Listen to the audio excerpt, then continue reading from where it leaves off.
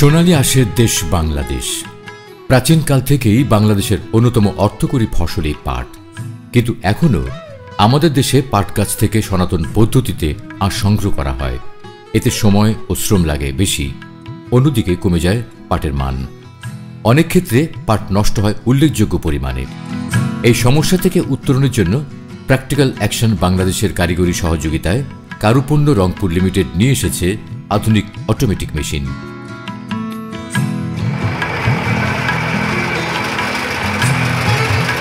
এই মেশিনে খুব দ্রুত বৈজ্ঞানিক উপায়ে আঁশ ছাড়ানো হয়। যেসব এলাকায় পানির অভাব রয়েছে, শ্রমমূল্য বেশি এবং বৈচিত্র্যময় পাট পণ্য তৈরির সুযোগ রয়েছে, সেসব জায়গার জন্য এই পদ্ধতি খুবই প্রযোজ্য। অটোমেটিক মেশিনে পাট গাছ থেকে ছাল সংগ্রহের প্রক্রিয়াটি সময় এবং খরচ সাশ্রয়ী। পুরনো পদ্ধতিতে আঁশ সংগ্রহ করলে পাট গাছের গায়ে কিছু পরিমাণ আঁশ রয়ে যায়, যা অপচয় হয়। অপরদিকে অটোমেটিক মেশিনে পাটের ছাল ছাড়ালে অপচয় হয় কম।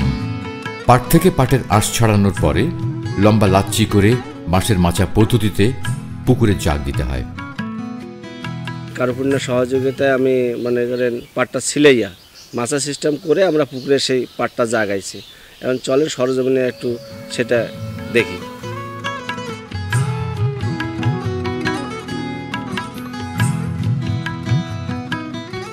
প্রথমে আমি 4 কোণে 4টা খুঁটি গাড়ার পরে 6 আঙ্গুল নিচে খাসাটা বান্ধার পরে পাট বিচি দেওয়ার পরে দুই পাশে দুইটা লম্বা বাঁশ দিয়ে দেই। বাঁশ দেওয়ার পরে চাপ দিয়ে দিলে পাটটা নিচে থাকলে পাটটা পচে ভালো। প্র্যাকটিক্যাল অ্যাকশন এবং কারুপণ্য একটা পাওয়ার রিবনার তারা ডেভেলপ করে এবং এই প্রক্রিয়ার মাধ্যমে তারা ছাল ছাড়ে কৃষকের মাধ্যমে এটাকে জনপ্রিয় করার জন্য চেষ্টা করতেছে এবং তারা এটা গতবার বেশ সাকসেসফুলভাবে করেছে। এই পদ্ধতিতে আঁশের মান অনেক উন্নত হয় এবং বাজার মূল্য বেশি হয়, কৃষকরা লাভবান হয়। পাট গাছ কাটার পর দ্রুততম সময়ের মধ্যে পাটের ছাল ছাড়াতে হয়। অর্থাৎ গতানুগতিক পদ্ধতিতে কেজি প্রতি পাটের আঁশ ছাড়ানোর ব্যয় মোট 21 টাকা, যেখানে অটোমেটিক মেশিনে কেজি প্রতি মোট ব্যয় মাত্র 7 টাকা। মেশিনে ছাড়ানো পাটের ছাল পচাতে 12 থেকে 14 দিন সময় লাগে। অপরদিকে সাধারণভাবে জাগ দেয়া গোটা পাটের আঁশ পচতে সময় লাগে প্রায় 18 থেকে 20 দিন। আগে আমরা যেভাবে পাট জাগ দিয়েছিলাম তাতে আমাদের খরচ মোটামুটি বেশি আসলো। যেরকম আগে পাট জাগ দিয়া আমাদের 1 একর জমির পাট দিতে প্রায় জাগ দেওয়া এবং পাট পচানো শুকা থেকে প্রায় 50টা লেবার লাগছিল।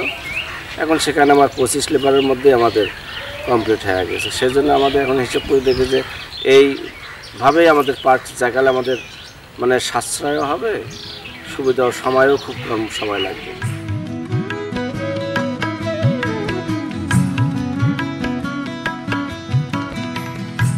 পাট পচানোকালীন সময়ে বিভিন্নভাবে পাটের যত্ন নিতে হয়।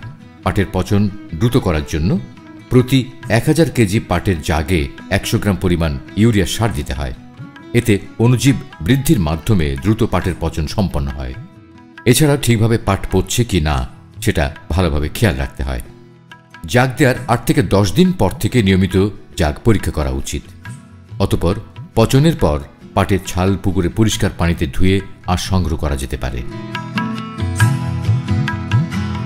আগামীতে যদি কৃষকরা এই পদ্ধতি অনুসরণ করে এবং এলাকায় ছড়াই দিতে পারে, তাহলে আমাদের পাটের আঁশের মান উন্নত হবে, পাশাপাশি কৃষকরা লাভবান হবে। পাটকাঠি ভালোভাবে রোদে শুকিয়ে নিলে পরবর্তী সময় ব্যবহার করতে অনেক সুবিধা হয়।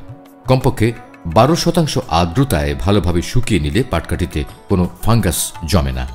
মেশিনে ছাল ছাড়ানোর সময় পাটকাঠি ছোট ছোট টুকরো হয়ে চারপাশে ছড়িয়ে যায়।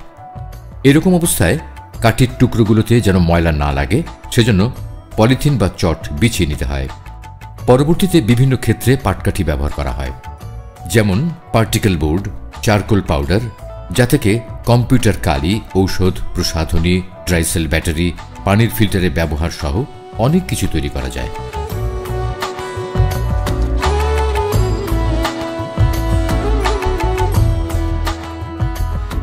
পাট বাংলাদেশের একটি সম্ভাবনাময় শিল্প।